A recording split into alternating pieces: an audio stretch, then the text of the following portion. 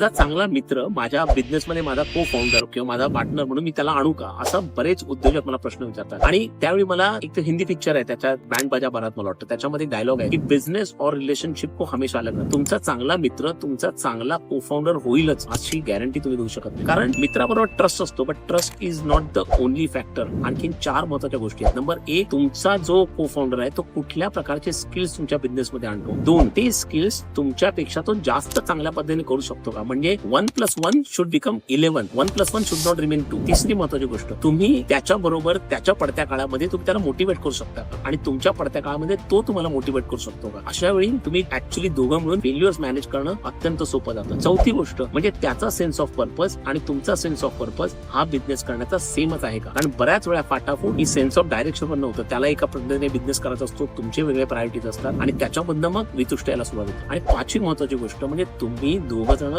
एकमेकांची company enjoy करता का, तुम्हाला हा बिझनेस तशा पद्धतीने वाढवता येईल का. या 5 गोष्टींचा तुम्ही जर का विचार केला तर खऱ्या अर्थाने तुम्हाला चांगला को फाउंडर मिळाला असं सांगता येईल.